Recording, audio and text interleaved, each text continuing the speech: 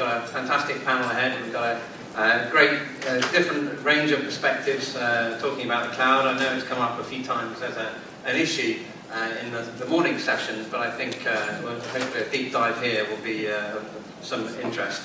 So, the cloud. The official title of the session is Insurance Aggregation Cloud Contracts on a widescreen format. It does say contracts and technology. So the panel, I'm going to start to the furthest to my right is Winston Crone. I'm sure many of you know him, one of the sponsors here, Managing Director at CW14 Cloud. To his left is Dawn Simmons, who is AVP at Crum & Forster in New York.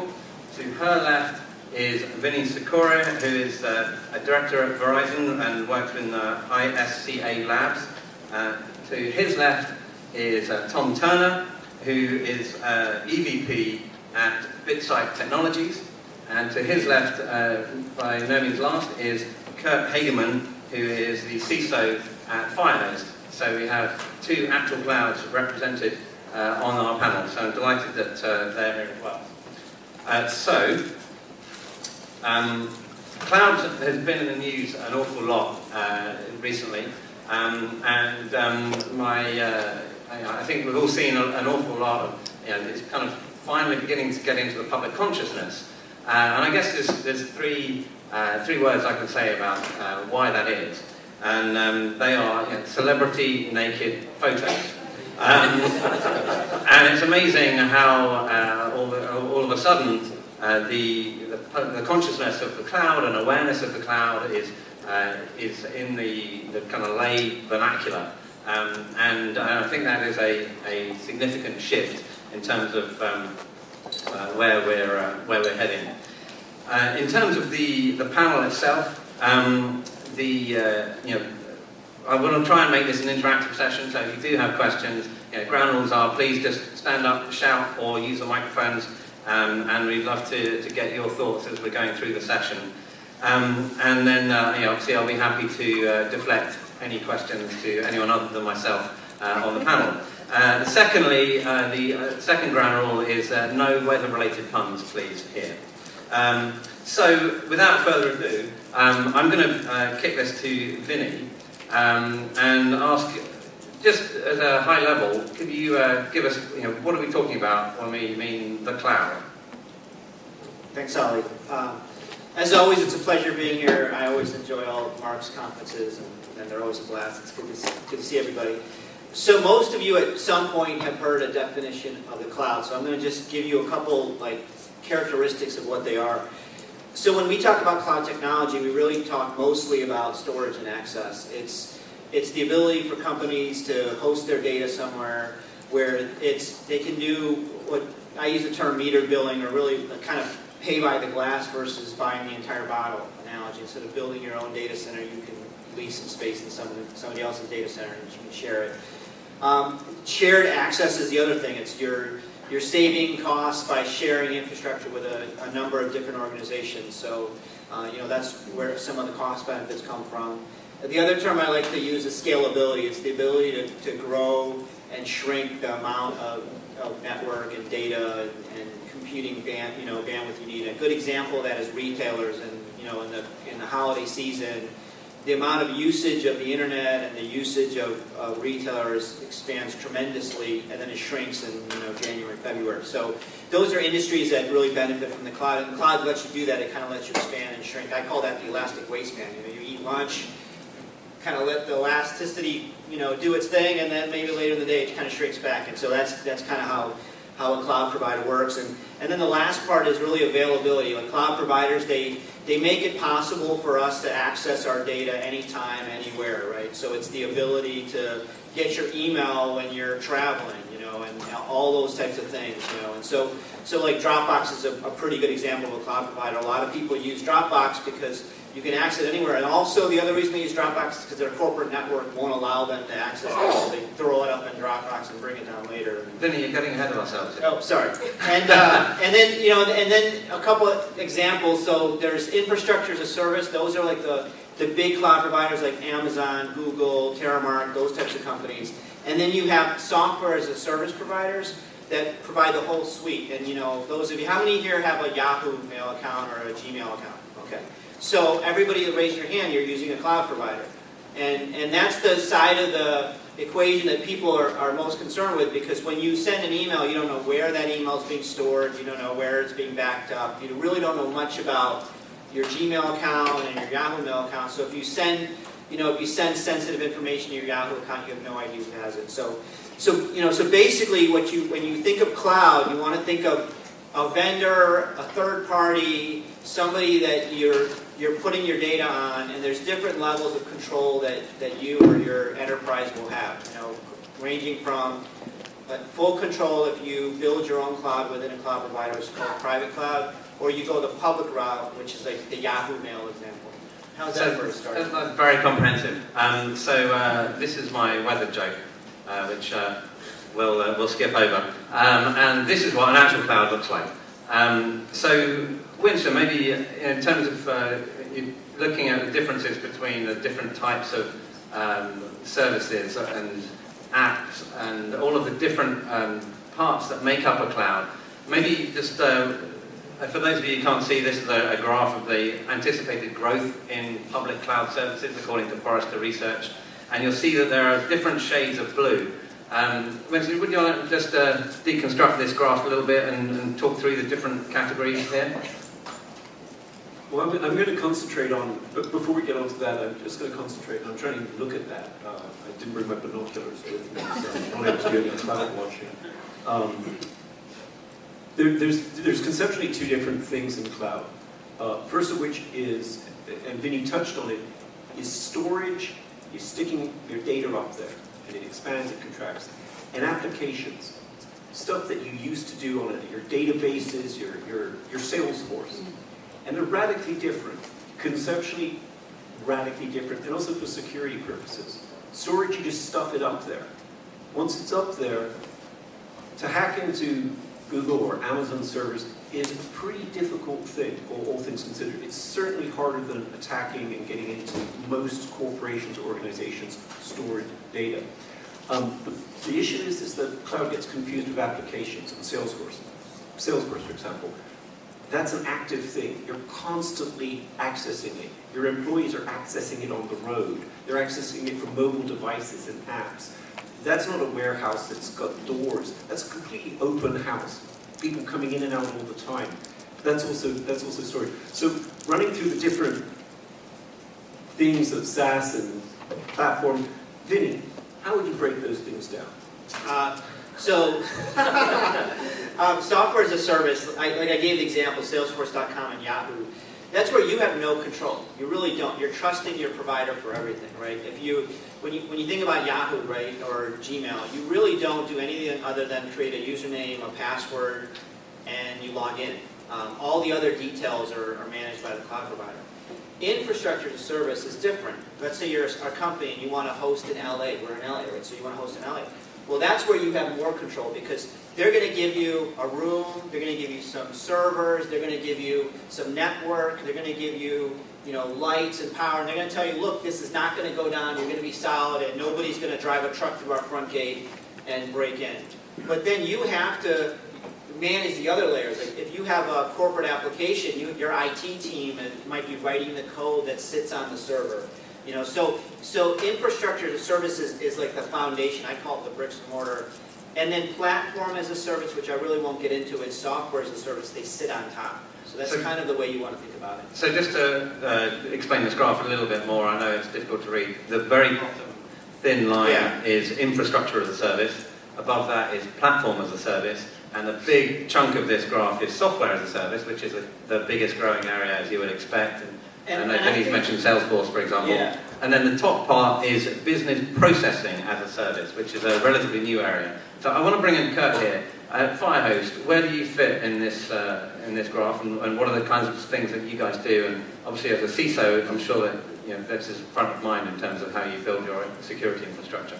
Yeah, and first, even though infrastructure as a service is shown as a very narrow band at the bottom, that's just pure infrastructure as a service. PaaS and SaaS and BPaaS don't exist without the infrastructure. Yep. So whether it's Salesforce who manages their own data centers, or Box who does that, or most of the other SaaS providers who are sitting on somebody else's infrastructure, the infrastructure is a pretty important thing. And there are starting to become some stratifications in the infrastructure market. There are the pure infrastructure plays like Amazon, like Rackspace, like SoftLayer, some of the other public clouds that really just say, here's a server, good luck. They may offer a few bolt-on services that you can add to from a security perspective. But there's a growing trend of others who are adding more and more security. FireHost is, I think, we consider ourselves a leader in that. Gartner agreed.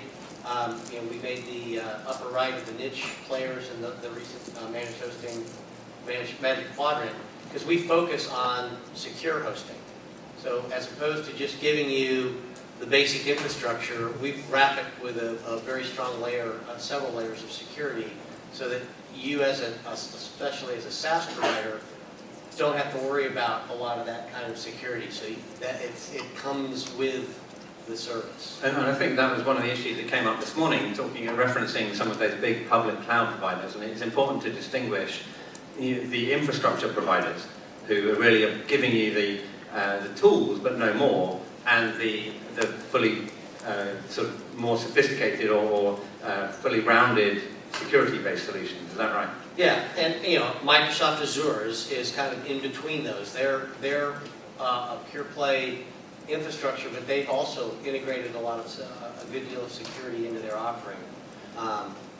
So that's really where I think for folks in this room, who most of your clients are dealing with sensitive, regulated data, making sure that those places where they're hosting or outsourcing to really have serious security controls is something that you guys want to start looking at. So here's a few numbers. I think we have a question over there. I'm sorry, please. Sorry, just basically wondering, can you get a little bit more specifics around what some of that security wrap is, and what's potentially missing from some of those larger, more baseline providers? Just kind of core technical stuff that maybe obviously I'm sure there's a lot, but talk a little bit about that. So the question is what are the security issues that are missing from an infrastructure provider such as Amazon compared with a more rounded security-based solution like FireHost? Is that right? Right. Yeah. So in most of the infrastructure, when they provision you servers, you get your servers, and they provide some level of basic network segmentation or network, so that you can't see other people's servers who are on that service. But beyond that, you're pretty much on your own. And as far as even perimeter security, you have to figure out how to do your own perimeter security. One of the things we've done that was unique is we've built a shared perimeter model. So all traffic going in and out of any of our clouds goes through several layers of perimeter security that we manage. And the whole idea is it's a funnel to get bad traffic out. So we drop a lot of bad traffic. We have application level firewalls, DDoS protection, things like IP reputation management, other of those kinds of services that help get rid of the traffic that you don't want hitting your servers. And then once you're in the servers, we provide a lot of services like malware and logging and IDS and those kinds of services that you would typically put on your own servers. So these are all bundled together in one go. And it's all integrated fully. So Amazon, you could say, well, Amazon has that. Well, they do through their marketplace. And so when you're looking at third-party risk and the chain of trust, if you will, for managing compliance initiatives, you go to Amazon, you can go buy a bunch of security services, but the customer's left to knit those together, integrate them, and then when it comes time to demonstrate compliance, they have to make sure that each one of those providers that they've bought services from is doing things in the right way. And by combining them all into a single model, we've probably kind of provided a one-stop shop. And we see that as kind of the future of where regulated data is going to go in the cloud. So I want to just put this in some context. Some of these numbers you'll see on the screen is a fairly aggressive expected growth of public and private cloud services. And in terms of the global market size, you can see expected roughly at the 150 billion mark now, and going to over 200 in the next few years. I want to bring in Dawn. From an insurer perspective, when you look at these numbers, what does it make you think in terms of the insurability of cloud-based services and how you deal with the data privacy issues? I think there is an aggregation issue. However, at the cloud service provider level, I think it's unlikely, just given kind of the points that my colleagues have brought up about robust IT security within the cloud environment. You also have to look at the data segregation, the network segregation, security measures wrapped around some of these services that are provided, as well as the SLAs. We are seeing a trend in cloud providers taking more of the obligations around the security and around the regulatory compliance piece of that. I mean, obviously there's a cost involved for doing that, but I think some of those will mitigate, if you will, like a massive mega data breach at the cloud service provider level.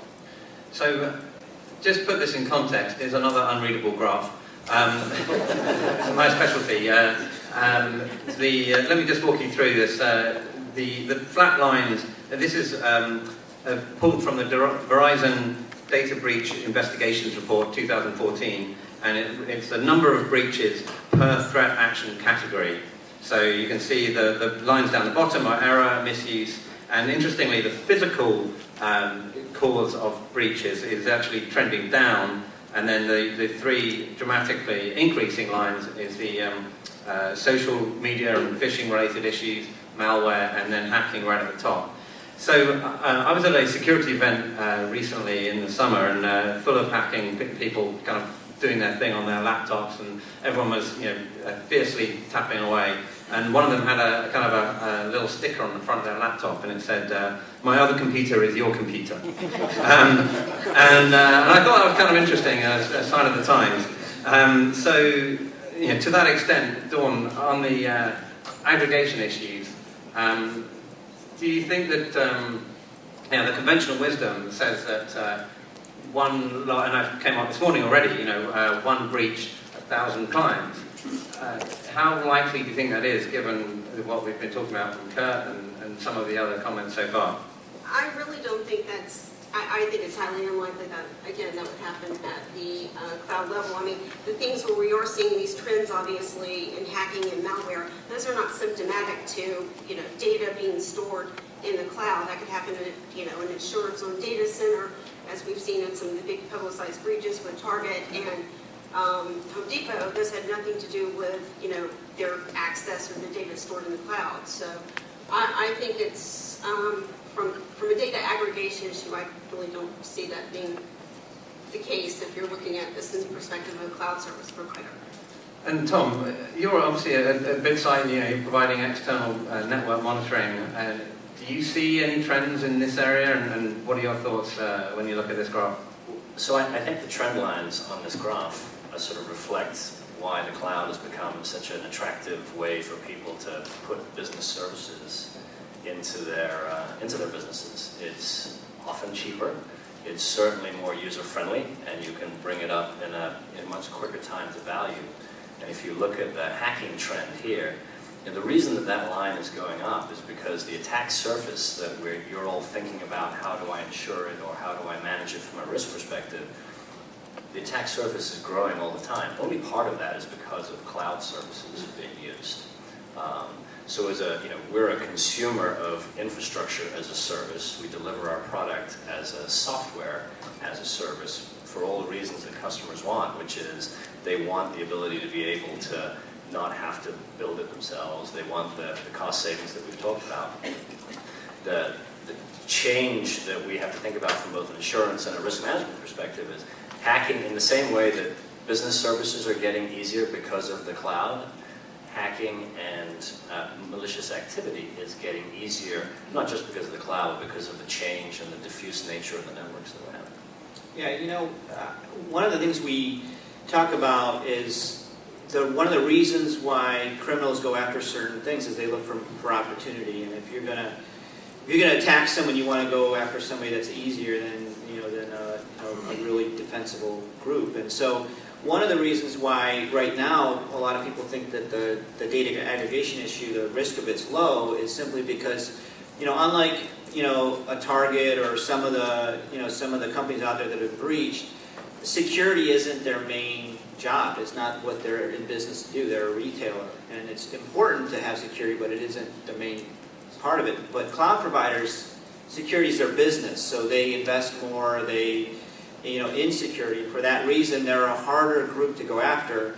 But when you look at those trends we've been looking at some point, so much of the data out there is going to be in the cloud level that it may be the only place where criminals can go to get access. So it's going to, at some point, it is going to get pretty heated, and you're going to see a lot of activity. But right now, I mean, at the end of the day, a cloud provider is probably a more secure area to put your data than your own place if security isn't your normal function. Does that make sense? And I think one of the challenges, and I would welcome any comments from the audience, one of the challenges we have is that it's kind of an echo chamber that everyone says, oh, aggregation is bad, and apologies to the reinsurers in the room. Aggregation is by definition an issue that we have to be concerned about, and then you look for the aggregation. Winston, what's your thoughts on the security in the cloud versus in-house? Well, it totally depends, is my answer. The cloud, I don't agree with Vinny. The cloud is not set up, or cloud providers are not set up for security. They're set up to take your money, take your data, and offer you the minimum amount of security that they think they can get away with. But they can't keep your money if they don't have good security. So they can if the contract says they can. Exactly. I think there's some issues. I mean, we had a case recently where over the weekend they transferred from a good old server in their back room, which of course somebody could break into and fire could destroy and this stuff, to putting the mail in Google Apps. So over a weekend, people who had no idea what, except that they lost email connectivity for a weekend, were now accessing their email stored on Google servers. It was in the cloud.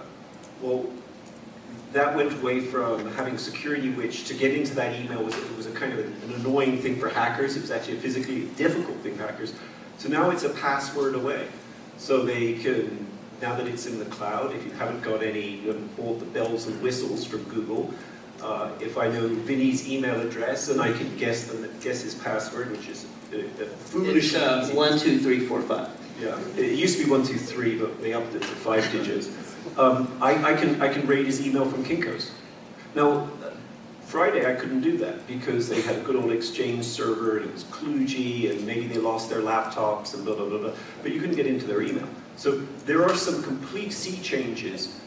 Now, if you don't buy the bells and whistles. And the thing that staggers us is when we see this is that a lot of the security that would have saved some of the cloud breaches, and most cloud breaches are an authentication issue, so somebody stole credentials.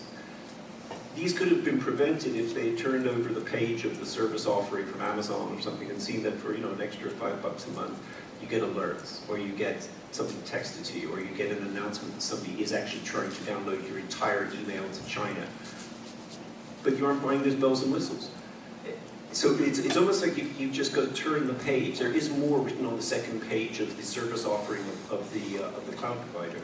I don't say it's not necessarily unsafe. It's just if you are buying cheap, and the reason you're moving to the cloud is maybe not for the pants stretching thing, which now is etched in my mind, but for a cost-saving thing. The incentive not to buy those bells and whistles, or worse, let's work for a year and then see if we need to buy the bells and whistles to get the better security. That's the drumming loud thing that's resounding through us, and we're seeing these cases happen. And Dawn, when you see potential insureds come to you, do you have a knee-jerk reaction one way or the other if you see their services are in the cloud or not in the cloud, or does it come back to it depends from Winston's perspective? Yeah, I mean, I think it definitely does. I think when you're looking at a cloud service provider and you're insured that's storing data in the cloud, you've got to look at how are they their loss control measures. What data are they putting in the cloud? What services, what apps are they actually accessing from within the cloud environment? Is it a private cloud where you will get more of the robust security and segregation of data versus a public cloud where there is no security kind of measures really promised by the cloud service provider? And you have to look if the data is actually being encrypted. And if it is, who's responsible for that? Is it the cloud service provider? Do you have that in agreement with them, or is it on the behalf of the actual client? to protect that data and encrypt it. So And those are things that I look at when I'm, looking at risk that's gone into the cloud. So Kurt, this is a bit of a softball, but can you have low cost and high security? Well, yeah, just to define low cost. I think, to kind of add on to what Winston said, it's not by definition safer, but it can be much more secure, because there's really 3 elements to securing your information, regardless of where it is. It's people, processes, and technology. Technology is a small part of it. I mean, at the end of the day, it's ones and zeros that are either being exchanged over some transport medium between systems or being stored on disk. It's pretty well known that there are a limited number, there are a known number of things you can do to kind of protect that. But it's not just about the technology, it's about the people and processes. How many of you out there are trying to hire security people? It's really hard. It's hard to keep good ones. I hired one and lost a guy in 4 months. He got an offer to go be a CISO at another company. So when you start looking at the cloud providers who are focusing on security, they're the ones, that's where a lot of the security people are going, and they can provide more secure environments for you because they have the people, they have the processes, and they have the technology to do that. But it is very much a buyer beware environment. There's a lot of marketing out there, if you believe all that you read and see on the web, especially in the healthcare space. There's any number of providers who are going to guarantee that you're going to be HIPAA compliant. And I mean, we all know that's just patently not true. So you have to be a smarter consumer, and I think that's part of what we try to do in our space is we educate consumers. What are the right questions to ask? How are you doing what you need to do? I think as you find the providers like ourselves and others who are starting to integrate security in, you can have good security at a much lower price than you can do it yourself. And do you think the economies of scale, is that just a simpler fact of economics, that if you can do it for a lot of customers, it works out lower per unit cost? Right. I mean, we spend a lot of money on a lot of the security services, but when you spread it out over the number of customers and the number of virtual servers that we have, it's an affordable thing. We can do it. We have a lot of customers come up and say, well, you're more expensive than Amazon. And we turn them to a little sort of cost comparison model that we built to go out yourself and price all the services that come by default with our service. And come back and tell us we're more expensive than Amazon. We're actually about half the cost of Amazon on a solution-for-solution basis. But nobody likes to think about it that way. So I think, you can have high security at an affordable cost. You just have to be careful about who you go to. You have to be smart and educated and know what questions to ask. So Tom, coming on to the last bullet here, the shadow IT. I know Vinny touched on it earlier, but it's by definition a very nebulous grey area. Can you talk us through some of the issues that you've experienced when it comes to kind of going outside the reservation, as it were? So this is kind of an interesting name because when you first hear it, you think, oh, there must be something wrong with the IT. It's secure, it's not secure, it hasn't had good coding processes put in place.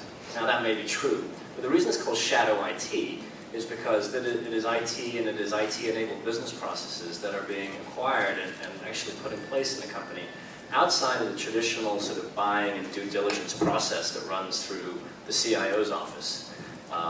I can make this joke because I'm responsible for sales and marketing at my company. Marketing people want pretty colors. So they will go out and now in the world of SaaS be able to implement and take advantage of software as a service because it gives them pretty colors and they actually don't have to go to the usually onerous corporate process of submitting POs. They can buy it with a credit card. So the challenge so shadow IT shines a light on something that I think risk managers in this room have been familiar with for a long time, which is, how do you figure out your supply chain? What is the risk that third parties cause to the business? And the other challenge that it highlights is a challenge of scale. Third-party risk has always been challenging for the large organizations in the room because you may have 5,000 to 10,000 suppliers. Understanding who they are is the first problem. Then having some sort of way that you can organizationally assess risk across all 10,000 of them at in a repeatable time period. That has been an issue long before the cloud came along. Shadow IT is shining a really bright light on it that there are companies that are finding they're using hundreds of different security services, unbeknownst to the CIO, unbeknownst to the Chief Information Security Officer, unbeknownst to the Chief Risk Officer. If you're unable to sort of take a transparent look at how is your company behaving, what are the different services that are being deployed. So there's an active market now in being able to identify what are the business services that are being used by an organization. And most companies are surprised by the results when those tools come back and report how many different software as a service products are being used. And I realise there's a separate session tomorrow on vendor risk, so you don't want to step on their toes too much. But focusing on the cloud issues, I think that certainly I've seen it in my organisation, and everyone knows procurement is a pain in the butt. So why not circumvent it if you can fulfil your IT requirements just directly with a credit card, or sometimes not even, like the free storage on Dropbox and so on, is a real issue that a lot of in-house IT folks are really grappling with. I want to bring back Dawn. When you're talking to clients and brokers, does this conversation ever come up? Are clients even aware that shadow IT is, and by definition, cloud issues related to it are pose a potential threat? I don't think a lot of them are really aware of it at this point in time, just given some of the conversations I've had. That's not something that, just from an underwriter standpoint, that's really currently trending. I think the trends regarding cloud providers that we're actually seeing are more actually around the kind of business interruption, service interruption piece of that. And if an underwriter is actually providing network interruption coverage that covers the outsourced provider, is something that's more of a hot topic in terms of talking about who they're using as their providers. What have they done in terms of the actual due diligence process of that cloud service provider? I'm still seeing as more of an issue. Right, absolutely.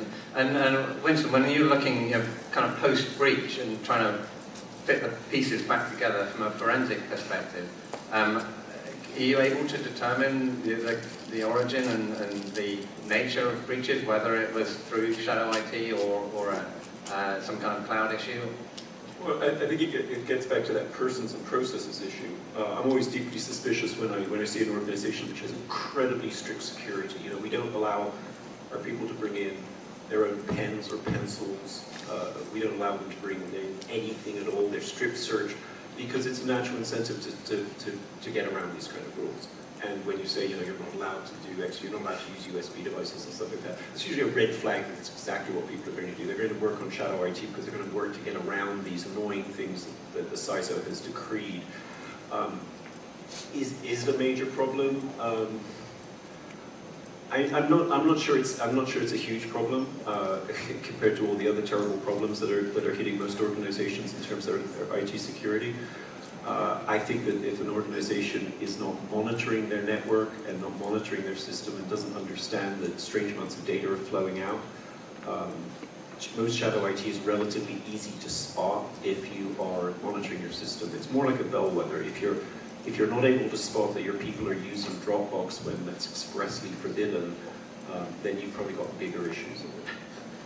So just to follow up, bring in Kurt on the issue of availability.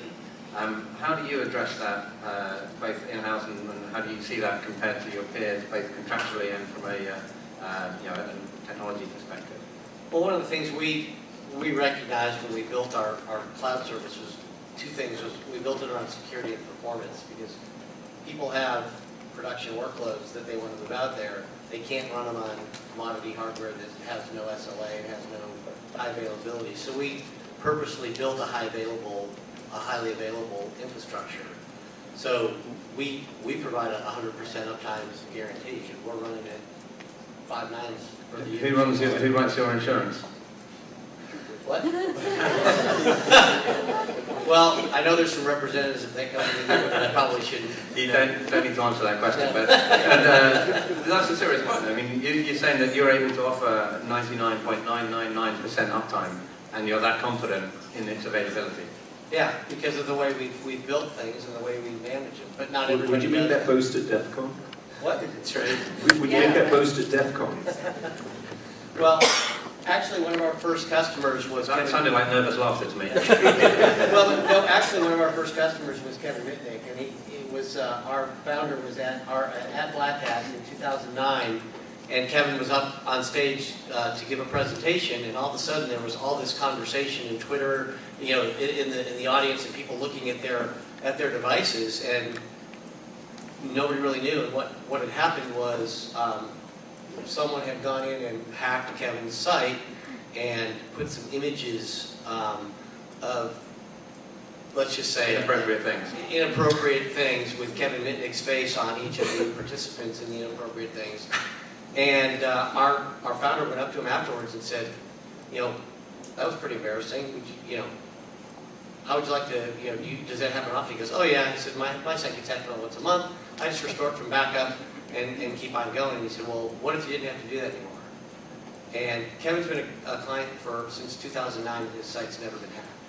So you know, and it's never been down.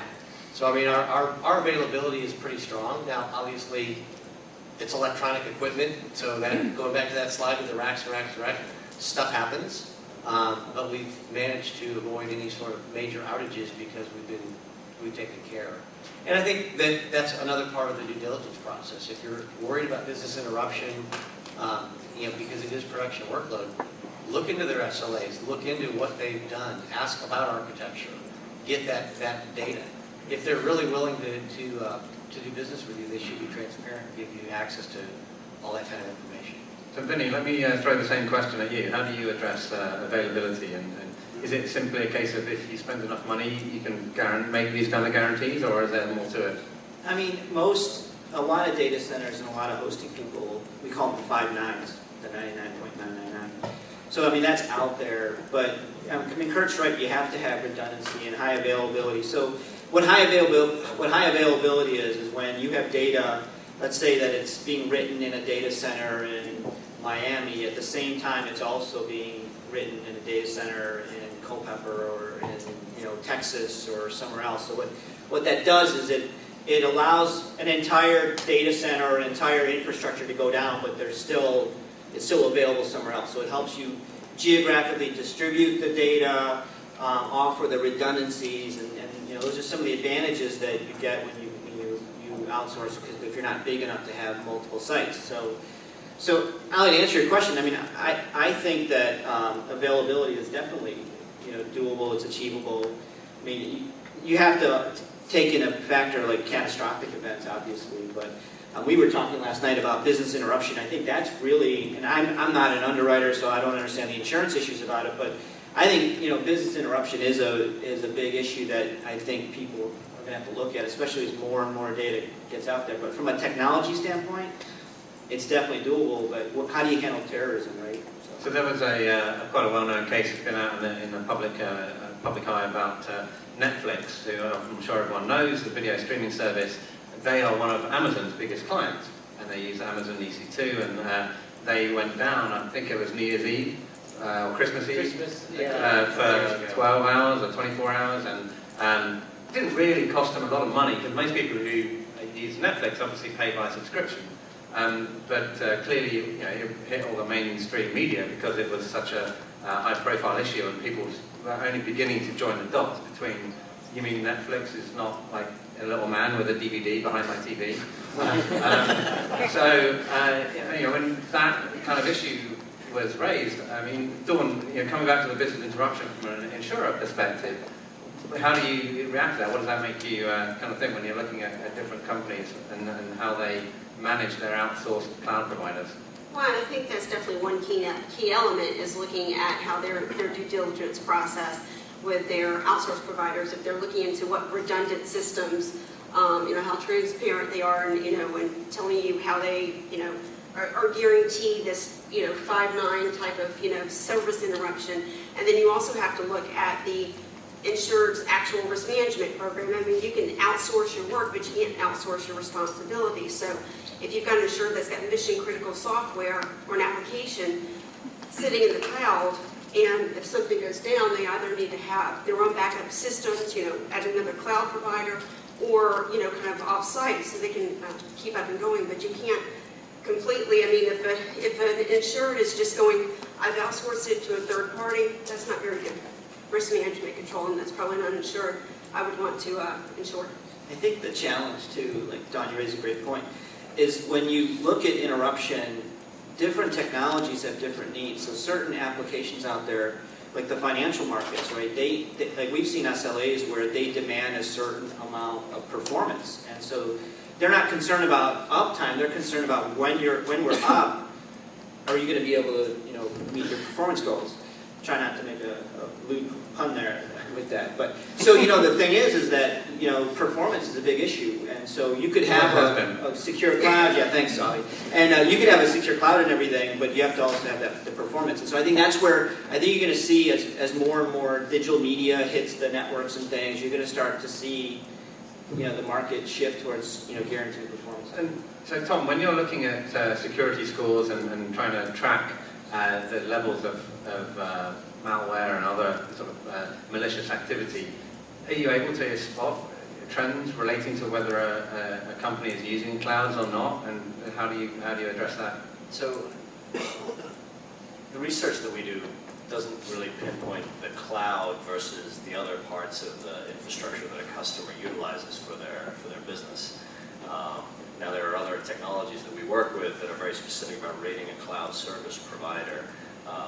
What the concept of being able to rate or get a transparent view of how a company is performing from a security perspective enables is, first of all, understanding what are the different areas of risk.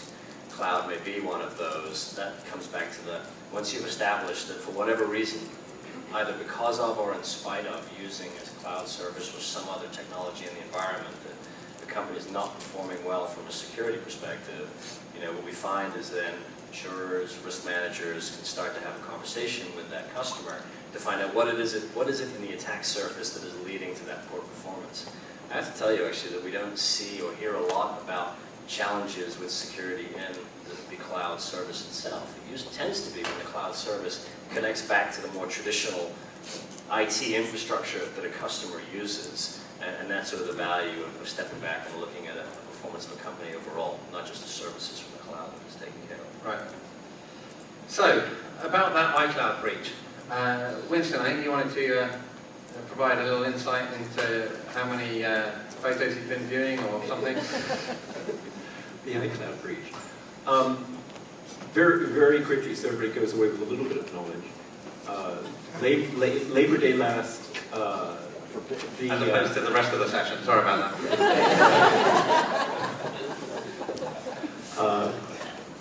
The general public, the media, the plaintiff's bar discovered one of the worst kept secrets on the internet, which was that celebrity social media accounts had been pillaged, and in fact had been pillaged for years. It was before iCloud was invented, but iCloud was the flavor of the moment. We were actually going to do a live presentation and trying to hack into Mark Reisiger's account. But it's actually very simple. So you go into iCloud. iCloud, for those of you who don't know, it basically backs up all your Apple ecosystem, so everything. What's really embarrassing about it, for those who haven't yet discovered, is that when you take that nude selfie of yourself, and then the next day break into a panic attack and delete it, if your Apple device has backed up to the cloud, and some people back it up quite regularly, and you've set it up to synchronize in a certain way, you will delete that embarrassing nude selfie, but your iCloud still has it, which is how these poor celebrities were flabbergasted that nude photograph still existed, and some of them said, I had deleted it. Well, it's still up in the iCloud. So you get in, you go to iCloud, you put gobbledygook in, it says, I don't see that, maybe you want to create an iCloud account.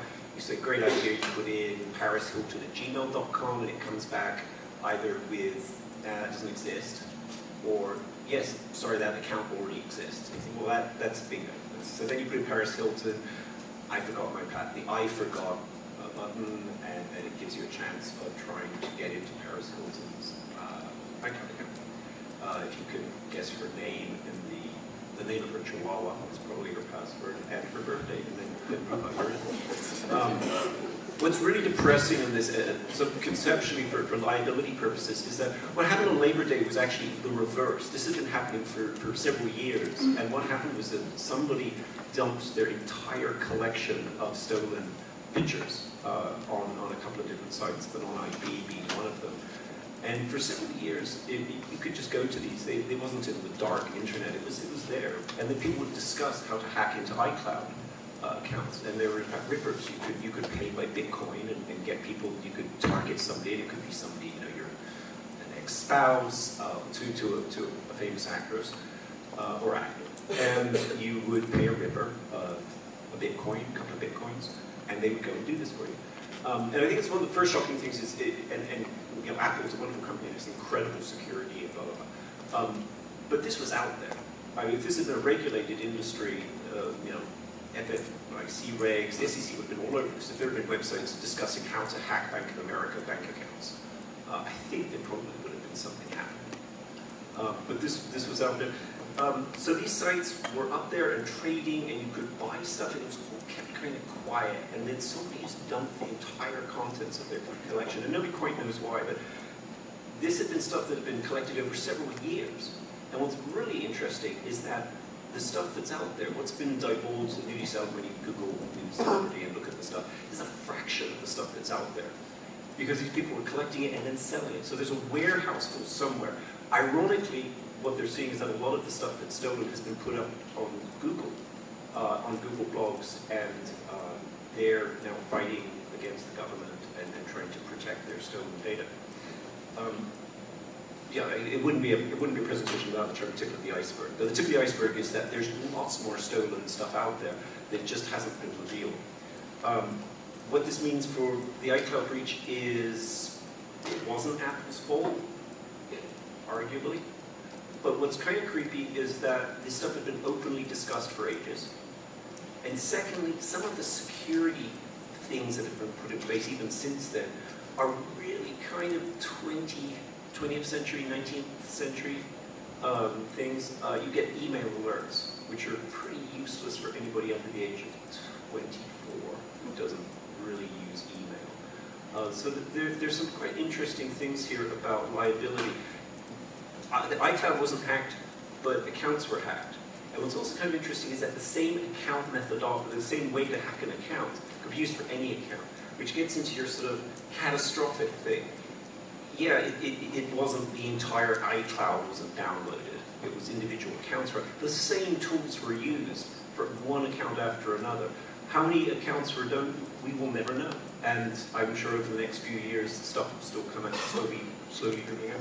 So I guess that kind of brings us on to the final main section of this presentation, and that is not only were Apple not breached, but I'm pretty sure that they had no liability under their contract when you did the click-through on the iTunes and iCloud contract. Well, I think it was mentioned briefly this morning, but and then Vinny, from your perspective, you know, is it as consumers? Is it reasonable to kind of have our cake and eat it? You know, we want to pay $20 a month, but we also want to pass on all, have unlimited liability for the cloud providers we're using. How does that work, and how can you reconcile those two issues? For consumers, it's a challenge because most of these services are free.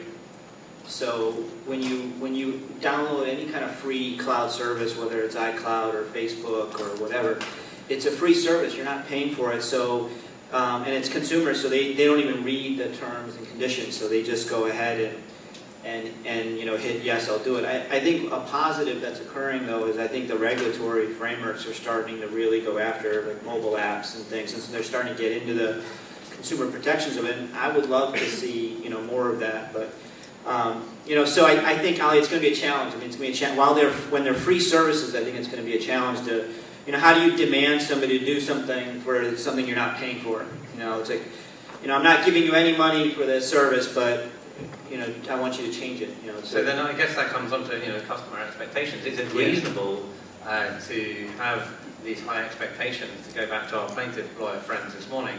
Is it reasonable to say that, well, you know, the industry standard for that level of security is it always incrementally increasing? And Kurt, maybe you want to take this one. I think it's, I'm sorry, were you asking me or somebody else? I was asking Kurt, but feel free to take it. So I think privacy should be considered a human right. So, I think, privacy information, things like your images and things that are, a person's private information should be private. So I think there should be some type of just understood protection there for, sensitive information and private information. I think that's a challenge, because most of our frameworks are geared towards commercial. That's right. why I was kind of using that. So, Kurt, how do you address these issues under contract? Well, it's interesting because we get a lot of, involved in the conversations, and customer expectations are always, pretty much out of line with reality.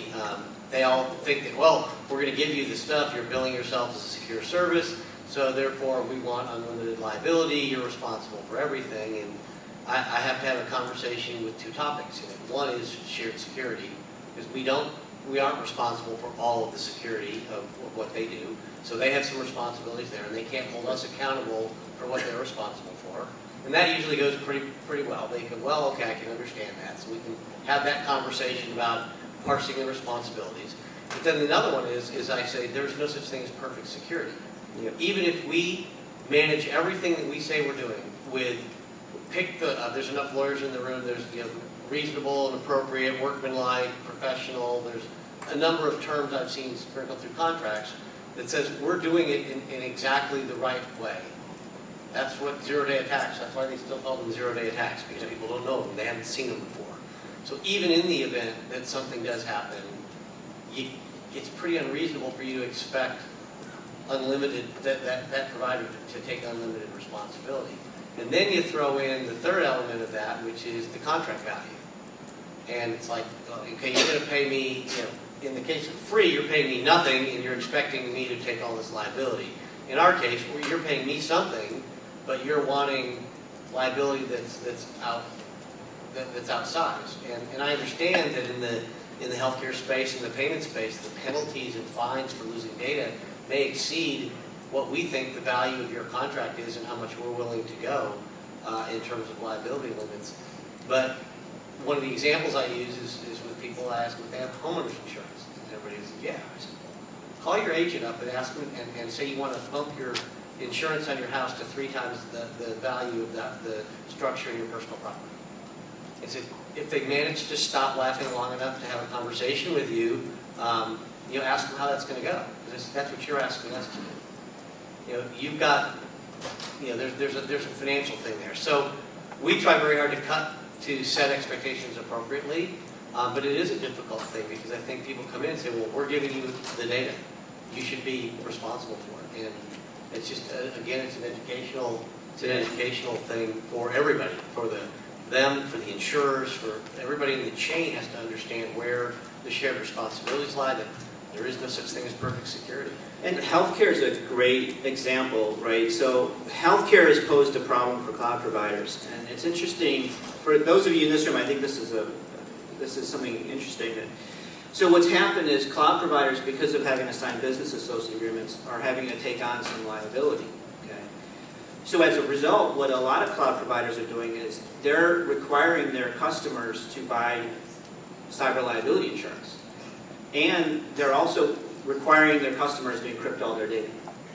And so I know of a number of cloud providers, if you want them to sign a BAA, there's 2 conditions that you as the customer have to fulfill, or they're going to walk away from you. And you have to encrypt and you have to buy cyber liability insurance. And if you ask the question, well, why would you ask them to buy cyber liability insurance? The real concern isn't the large enterprises, the large market, it's mid-market and small market. Because what cloud providers are concerned of is they're concerned of a customer who can't afford the cost of a data breach, and then it falls back on the cloud provider. They want to know that their customer has a cyber liability insurance policy, so that if there is a breach, the customer is covered and it's not going to come back on the cloud provider. And so risk management is driving in a lot of these cloud providers these requirements because they're starting to see this added risk all of a sudden. And so, that's just the kind of, that's because I've been coming to this conference for 4 or 5 years. I don't know, Mark, how long we've had this, but one of the things that we always hear about, clouds is that they don't budge. But the reality is, if you have a big enough customer, they will budge. But for everybody else, they probably won't.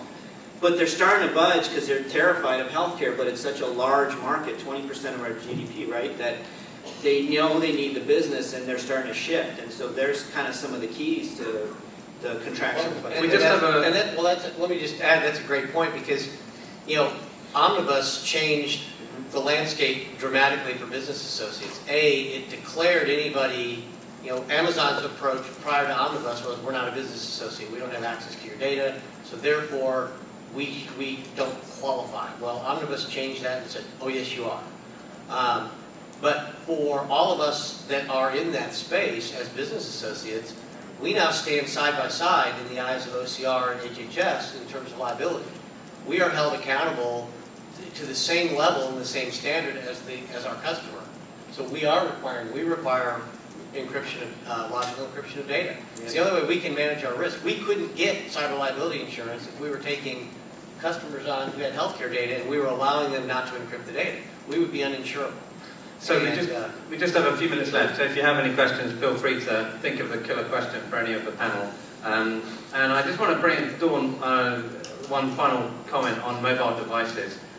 There's a lot of talk about BYOD and all of those issues, but how do you think about mobile devices in the context of what we've been discussing with cloud and the fact that we're always connected, and how those exposures might manifest when you look at a company? I think that is definitely something that insurers should be looking at from, another aspect of it is of just some of the vulnerabilities, and also when you do have more people bring your own devices in, how is that security managed? Are they accessing it, via a separate app? How is it, the data being kept different than their personal data on their mobile devices? So it's definitely a concern, and you are starting to see a push for more brokers asking for that coverage to be covered in the policy too, to extend the definition of your computer system to also include, employee, devices as well. So just to put this in context, our friends at Iron Mountain, they're outsourced providers of providing secure storage of physical records. Everyone knows who they are. Their liability is, I think, $1 a box. So they don't know or care what's inside that box. And I think the analogy that Kurt's trying to draw is a valid one. So we're drawing to the end of the session, but I will leave with one final thought that it's one of my favourite quotes from a philosopher, that prediction is very difficult, especially if it's about the future. And I don't know if there are any final closing thoughts from a panel about where this whole issue of cloud is going.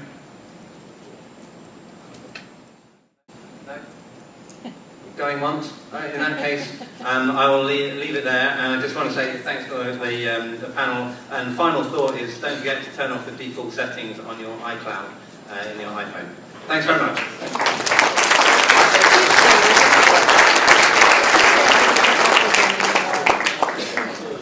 Thanks, Ollie. By the way, Paris Hilton's Chihuahua's name is Bambi. But,